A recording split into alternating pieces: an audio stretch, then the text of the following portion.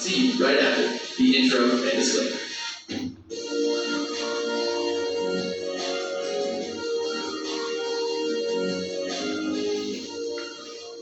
Welcome back. Let's go ahead and get started with what are support and resistance and how do they work. By the way, all the concepts I'm going to be talking about today apply in any market. I'm talking everything from Forex, crypto, all the way to the stock market. So keep that in mind as we go through this. Let's discuss support first. Support is a price level where the price of whatever asset you're trading, whether that's Forex, stocks, or crypto, pauses or completely reverses due to an increase in demand or buying pressure. Now, what causes this increase in demand or buying pressure? It's actually two different things. The first thing is that as the price of an asset decreases, the demand for that asset obviously increases. And to give you a really good example of this, if you have a TV here, I just bought a TV, which is the reason I'm thinking of this. If you have a TV here, and this TV is currently selling for $1,000. But let's say Black Friday rolls around, there's a 50% discount. Now instead of $1,000, this TV is now trading, or you can buy it for $500. There's going to be a lot more demand and a lot more people interested in buying this TV at $500. Support works in the same way. As an asset decreases in price, the demand for that asset, again, whether it's a currency pair, cryptocurrency, or stock, increases. So that is one of the reasons that we see this buying pressure happen, is because the price of that specific asset is decreasing, therefore increasing the demand for it. Another thing that can help us find this level of support is the fact that price has used this level as support in the past. These are the two main reasons that we see an increase in demand or buying pressure to cause an asset, a cryptocurrency, a stock, or a currency pair to find support.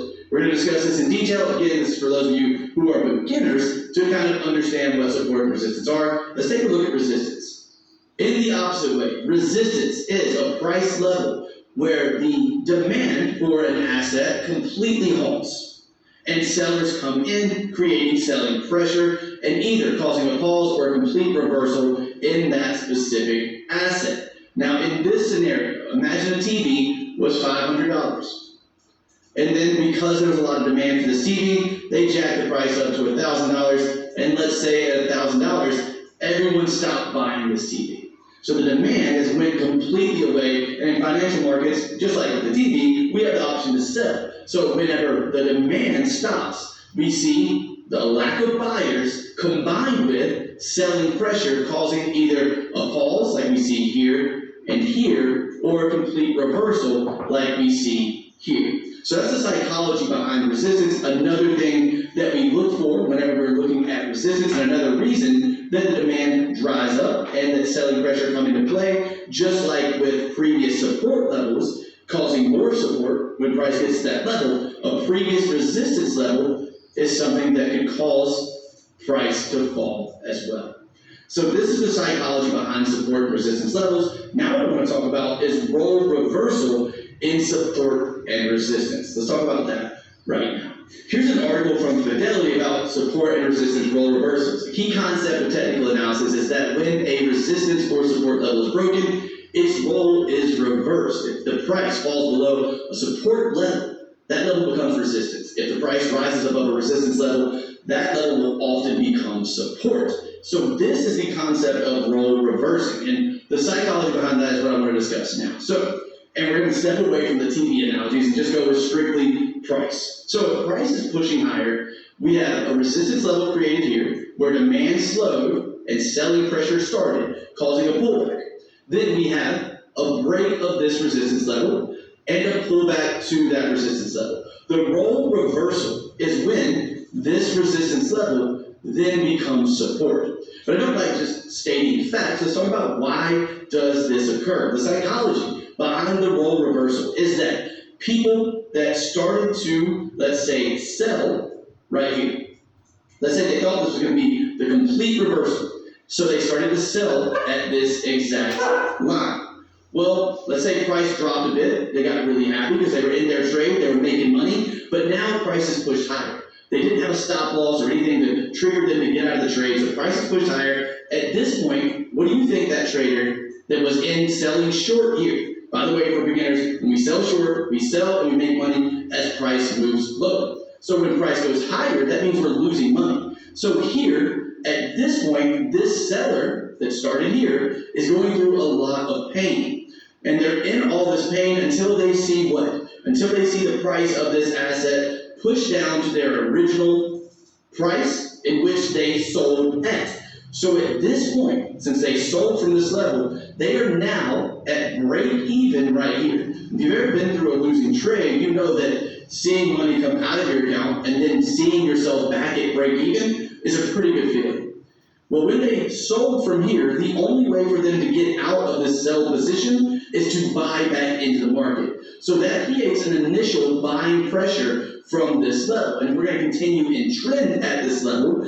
After that initial buying pressure from people that were short, that had sold, that are now choosing to buy back into that position, we can see an increase in buying pressure that can, in fact, push us into trade continuation. So for a role reversal, that's the psychology behind it, and essentially what we'll be discussing throughout this video is previous resistance oftentimes in an uptrend becomes support and continues that uptrend.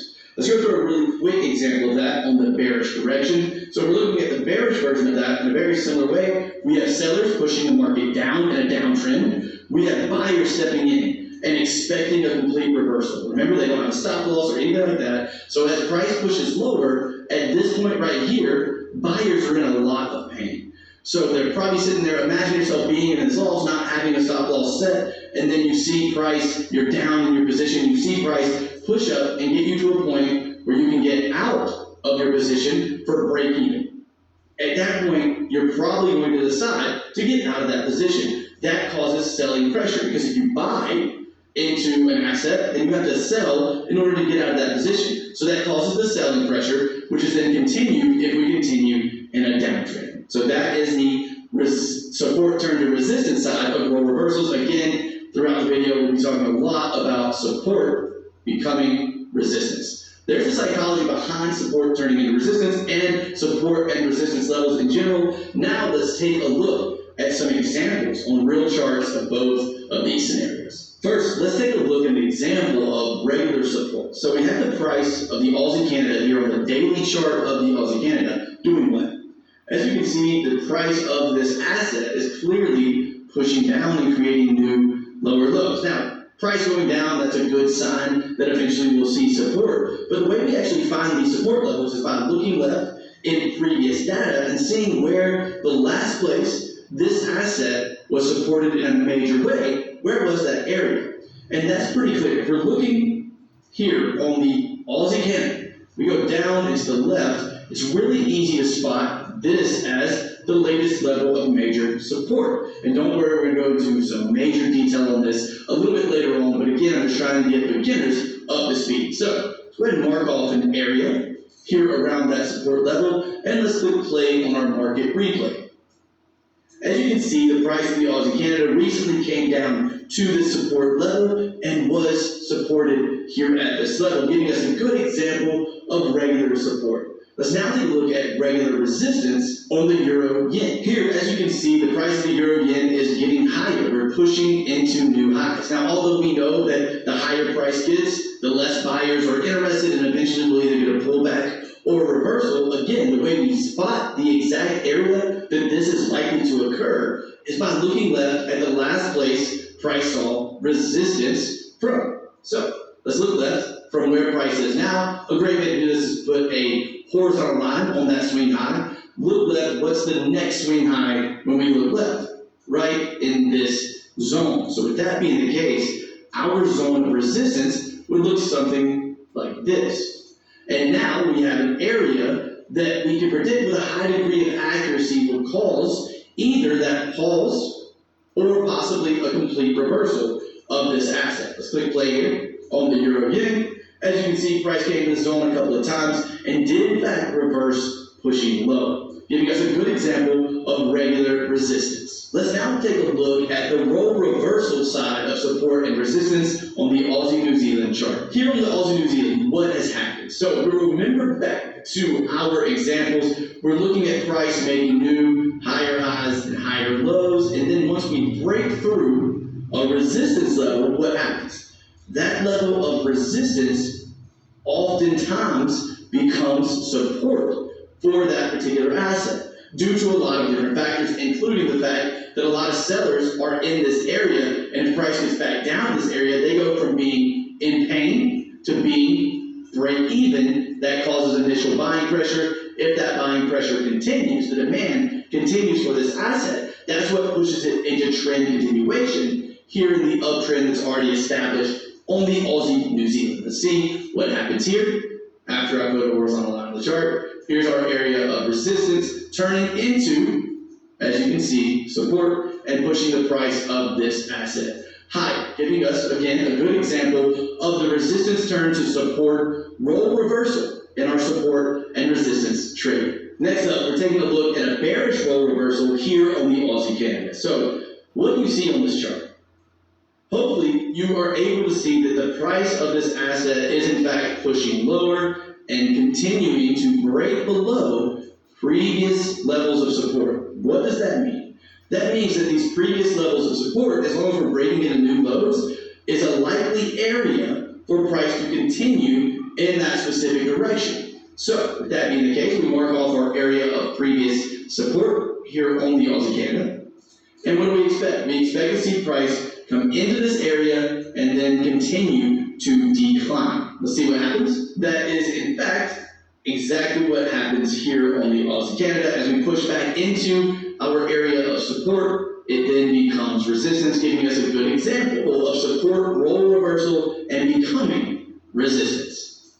Now that we've been through a few examples of that, there's one more thing that you must know in order to identify levels of structure correctly with this three-step process you're going to learn in just a second. So let's dive into that one more thing that you need to know, and then we'll move on from there and talk about the three-step process to easily find accurate levels of support and resistance to give you highly profitable trading opportunities. There are actually two main types of support and two main types of resistance. There is counter trend support and trend continuation support, as well as counter trend resistance and trend continuation resistance. In order to properly identify these two different types of support and resistance, it's imperative that you understand how to identify trends on a specific asset. So let's talk about that now, starting with an uptrend. It's actually a lot easier than most people think to identify trends. If price is creating a high, followed by a low, followed by a higher low, and a higher high, what trend do you think this is? This would be known as an uptrend. So essentially, whenever we're looking for trends, we're just asking ourselves, is the most recent moves out of price, is it creating higher highs and higher lows, or the opposite? If it's creating higher highs and higher lows, we have ourselves an uptrend. And this is where a lot of people get confused. They say, well, what about the trends inside of the trend? And there are moments in pullbacks where pullbacks do this. But what you need to keep in mind is that this move from here to here, whatever the lowest low of this pullback to the new high is what we're paying attention to. And this is the low that we do not want to see broken by price. So we don't want to see this happen. If that happens, we would no longer be in an uptrend. But as long as price stays above this low, our previous higher low, and eventually creates a new higher high, then we have ourselves an uptrend. And if price was coming back to this level of resistance, what type of level would that be? Counter trend or trend continuation?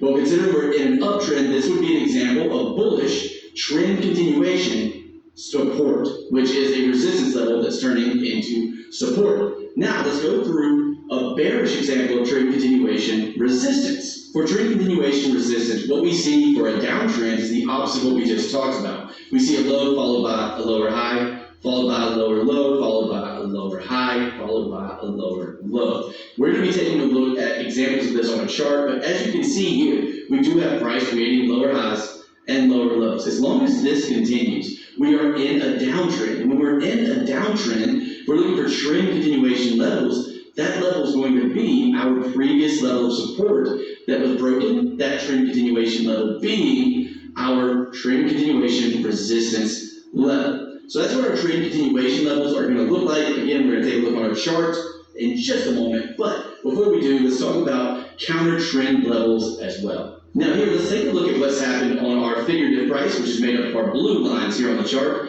We've had a low go up to a high, come up to a higher low, come up to a higher low, a higher high, and then something happened, something I call a bearish rotation. As we push down, broke below this low into what could possibly be a downtrend, then we have a lower low, a lower high, and a lower low. This means we are in a downtrend. So if we're going down, if we're in a downtrend, then counter trend support would be a level like this that has the ability to push the market higher. And that's exactly what we have here. If I draw a horizontal line on the chart, you can see that this would be our counter trend level of support. It's a level below price while we're in a downtrend that is likely to cause a bounce or possibly a complete reversal. We'll do a brief example of the resistance version of counter trend resistance, and then we'll take a look at a couple of examples on the charts. In this example, you can see that we have a low out of price, pushing up to a high that broke above our previous lower high, meaning we're in what I call a bullish rotation. We then have a pullback to a higher low and a higher high. This is the point we can say we're definitely in an uptrend.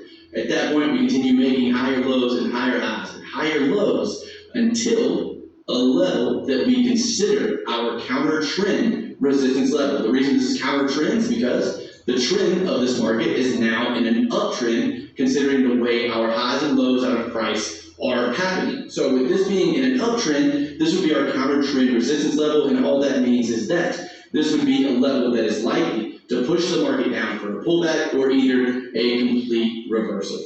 Now let's take a look at a couple of examples of this on real charts.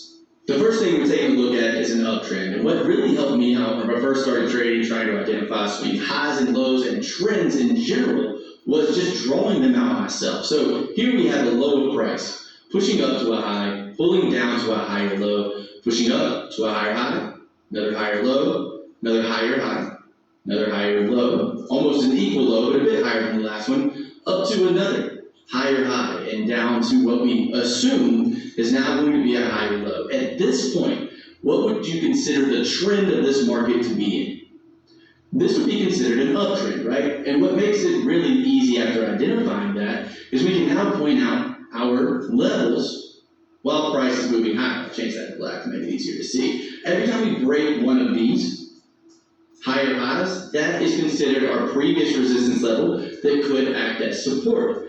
Every time we break above one of these levels, price is likely to pull back to it and create a bounce of some kind. These are our trend continuation levels of support, previous resistance, again, using that rotation of resistance turning to support in an uptrend. But that would be how you identify an uptrend. Let's take a look at a downtrend now on actual charts. So again, something that really helped me out was just drawing the lines myself. So if we go from a high here, we go down to a low, we have a lower high, we then have a lower low, we then have a lower high, a lower low, a lower high, and a lower low. This would be an example of a downtrend. And remember what we talked about with the bullish example of this, same thing applies here. We're looking at these previous lows to become resistance. And one of the mistakes I see a lot is traders using these as just lines. They're not lines. They're going to be zones of support and resistance. But as we continue breaking below these lows, they do continue to act as resistance for a downtrend. So these would be our trend continuation resistance zones as price pushes lower. Now we're going to take a look at an example of counter trend support. So as we can see, the price of the Aus New Zealand here on the daily chart is in fact pushing lower, creating new lower lows, lower highs, lower low, lower high, lower low, but we actually bottom out here and then begin to push higher. If I unscroll the chart a bit, you'll see that. So at this level, let's draw a horizontal line. And if we look left from our horizontal line, what can we see? Well, we can see the reasoning that there was so much buying pressure that built up in this area. It was because of our counter trend support level right here. But again, in order to identify that, you need to understand how to identify this downtrend first. That's the reason we're going over trends in this section of the video. Let's take a look at one more example of counter trend resistance, and then we'll move on. Here we can see the price of the Aus New Zealand pushing higher, creating higher highs, creating higher lows. I did that the opposite, not bad, but you know what I'm saying. We have an uptrend here in this area. If we put a horizontal line here, where price began to fall and scroll out a bit, so you can see that we did start falling from that area. I'll scroll left here, you'll see that the reason for all that selling pressure was in fact our counter trend resistance area. But again, in order to understand counter trend resistance, you need to understand how to identify an uptrend before that counter trend resistance level actually happens. Okay, so now that everyone is caught up, we're about to dive into this three-step process I use to point out highly profitable levels of support and resistance. Right before we do, I want to take like 2 minutes and talk about the most common mistakes I see when it comes to trading around support and resistance. There's only 3 of them, so let's go ahead and jump right into them now. Mistake number 1 is having support and resistance as just a line on the chart. I talked a little bit about this a second ago. Support and resistance are not lines. They're going to be areas in the market that create resistance or support. Having a line on your chart, the market does not care where your line is.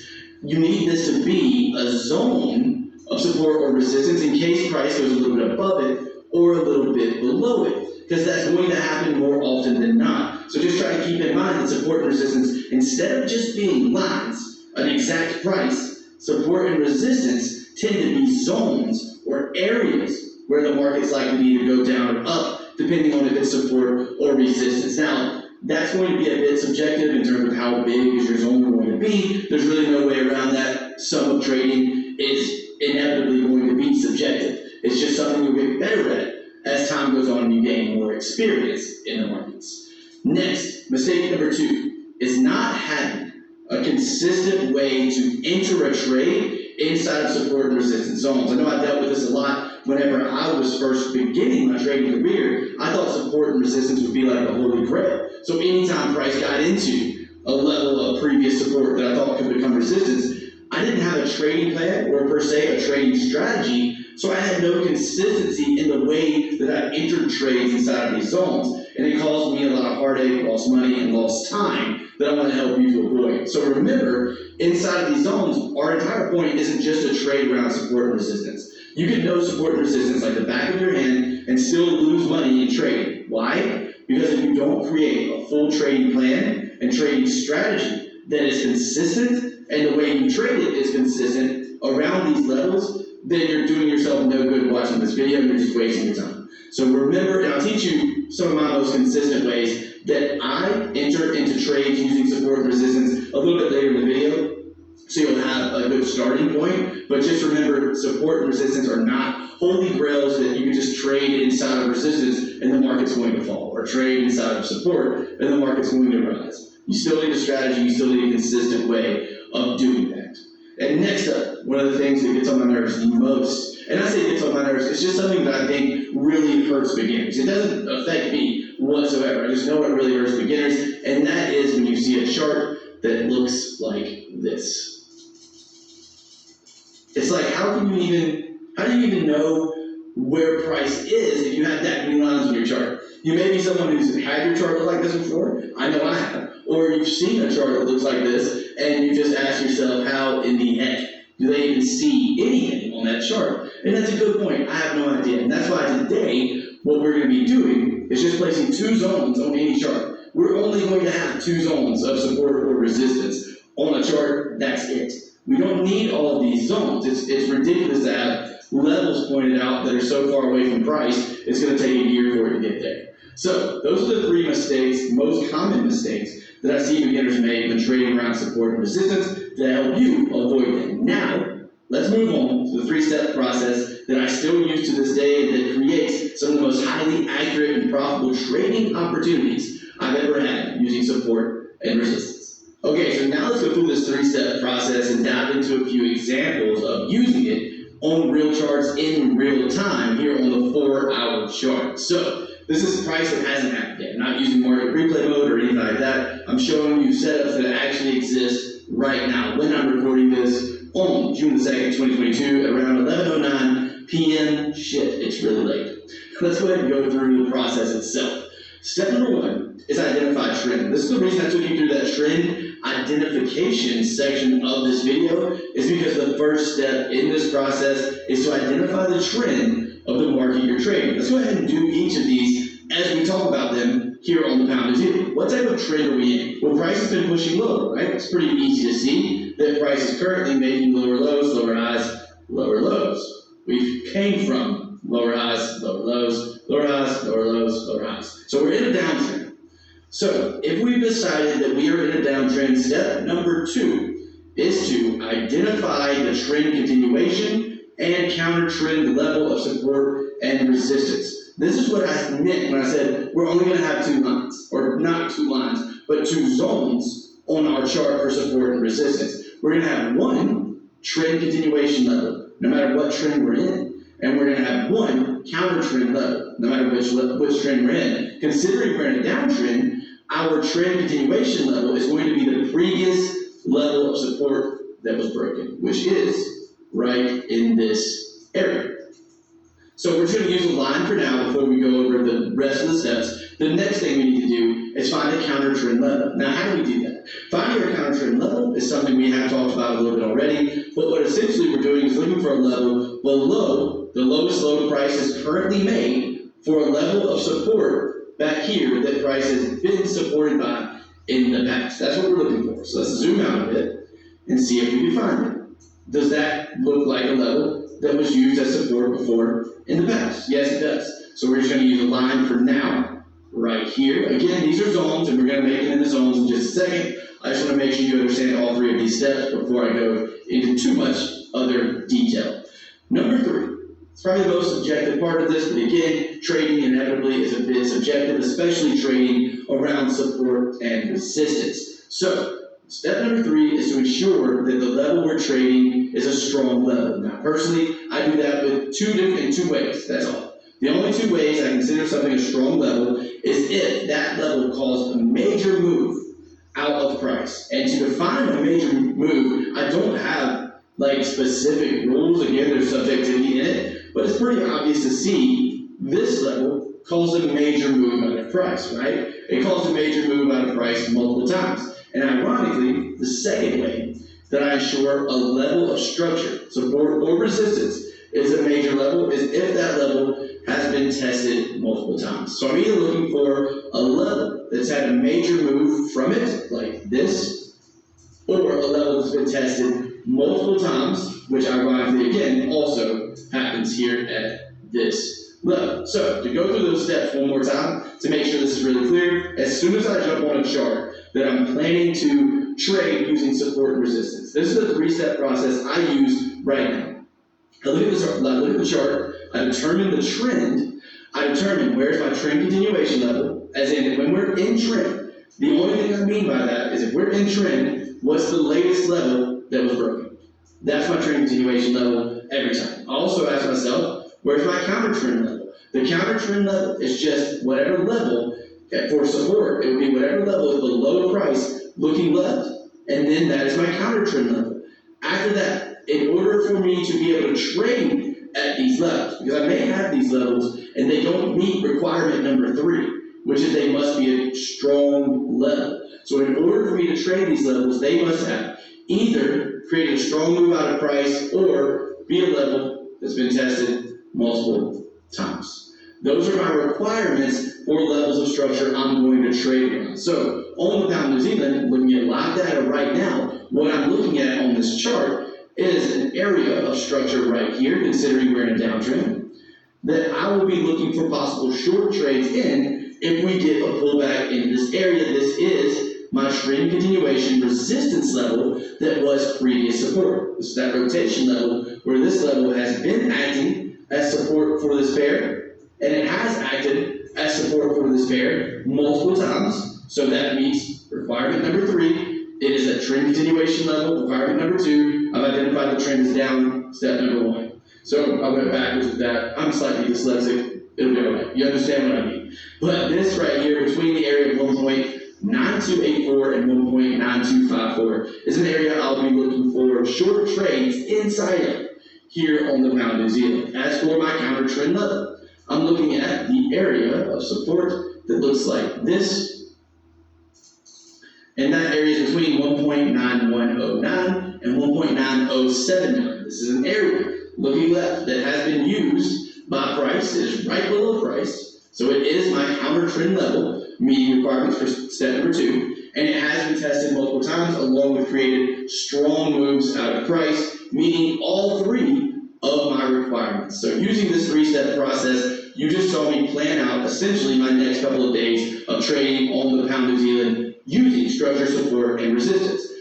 Price will hit one of these levels eventually, and if I get an entry reason, which we'll talk about in a second when we get into the actual strategies using this process, if I get an entry reason in either our trend continuation area or our counter trend area, I will be taking trades based on those entry reasons, either going long from support or going short from our support turn to resistance level here. So that's what I'm looking at on the pound New Zealand based on this 3-step support and resistance process that you just learned. We're going to take a look at 2 other examples to ensure that you have a good handle on this process, and then we'll move on to creating full strategies around this process of spotting accurate levels of support and resistance. Here on the Euro Yen, let's go through our process. First off, what is the trend of this market at the moment? It is an obvious uptrend as we're creating new higher lows, I did it right that time, and new higher highs. So, that being the case, what's our next step? We've identified uptrend. Now we want to identify the trend continuation level and counter trend level of support and resistance. The trend continuation level is what? Nothing more than the latest level of resistance that was broken. In this case, the way I see price, and again, this is going to be subjective, it's just going to take you some experience and time in the markets to perfect finding the right levels, but what I see price doing is creating a high, a higher low, a higher high, a higher low, and a higher high. So this would be, for me, again, one of the ways to practice this is just go through and draw out lines on your chart. That's what I did at the beginning, and it turned me into a monster when it comes to figuring out these levels. But this would be my level of trend continuation support, which is that role reversal resistance turn to support. It's the latest level of resistance that was broken. Let's go ahead with the horizontal line right in that area. Let's now scroll back. What's the next thing we're looking for? We are now looking for counter trend levels. Since we're in an uptrend, that would be a level of resistance above current price. Right there is current price. Let's scroll left. Okay, we're right here at a level of resistance. Here's that level. So now we've pointed out our, let me move this where you can see it. We've pointed out our trend, which is an uptrend at the moment. We've identified a trend continuation and a counter trend level. The last thing we need to see to ensure that we can trade around these levels is that it is going to be a strong level, which has the highest likelihood of pushing the market around. The way we identify that is, did the level we're looking at cause a major move out of price, or was it tested multiple times in recent price? And the answer to both those questions in both these levels is what? Go ahead and look at it real quick, see if you can identify whether or not we would place trades or whether or not I am going to be placing trades around these levels in the future here on the Euro Yen.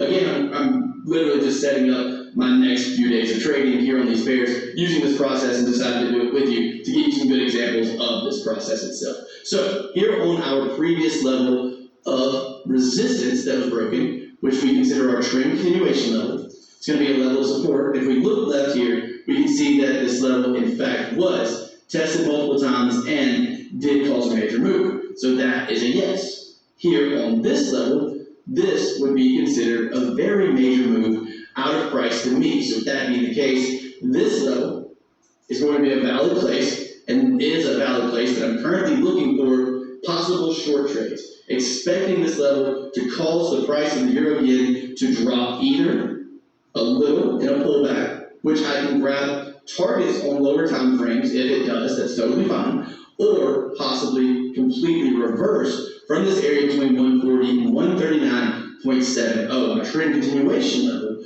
on the Euro Yen is 138.1, between that and 137.76. Hopefully this is starting to make a lot of sense in terms of this 3-step process and how I use it to point out major levels of structure, support, and resistance. Let's go ahead and move on to our final example, which is going to be on the pound Aussie. Most recently on the pound Aussie, what type of trend are we in? Well, we've had the price pushing a lot lower, we've then had a lower high, and then a lower low. This is screaming downtrend. So since we're in a downtrend, what's our next step? our next step, if I bring over our 3-step process, after identifying the trend, we now need to identify our trend continuation level, which is nothing more than the previous level of support that was broken in a downtrend, and our counter trend level, which is nothing more than the next level of support price will hit in a downtrend that could possibly cause a pullback or possibly a complete reversal. So, in this case, what we have is price pushing lower. This would be the previous level of support that was broken to me. With that being the case, this is where, and you don't have to be perfect. Whenever I say subjectivity, this is going to tend to work whether you draw exactly the same levels as me. Don't try to draw the exact same levels as someone else. You're just going to get better at it with experience, but whether you draw the exact right level or you draw a level somewhere else is going to be nearly irrelevant. If you're pointing levels out like this, you're identifying trend, you're finding trend continuation levels that at least look somewhat like the last level of support that was broken, you're ensuring that it's either been tested multiple times or caused a major move out of price, the levels are going to be pretty accurate, even if they're not the same exact levels that I'm picking out. So the subjectivity is not a huge problem when it comes to identifying support and resistance. So don't get too caught up on that. I know a lot of people normally get caught up on that subjectivity. Try not to. But here, we have our trend continuation level pointed out. Let's go ahead now, and again, that trend continuation level, right here, the latest level of support that was broken. Next, let's look below price. Here is our price, the lowest low price made in a downtrend. We want to look below the lowest low price made in that downtrend, and we want to find the next level of possible support, which is right here. Now we have to ask ourselves, the third step question, which is it a strong level? So in order to do so, we scroll left just a bit. I would say that this level is obviously a strong level because of the strong move price made when it got to this level. And also, whenever drawing my zone, I'm going to try to encapsulate as much of this level as I can as well. I might even pull this down just a bit. Again, the zones are going to be a bit subjective. And for this level, I actually see this as a major level as well, because if I make my zone, my box a bit larger, then it does encapsulate these two levels as well, making this a level that has, in fact, been tested multiple times, causing it to be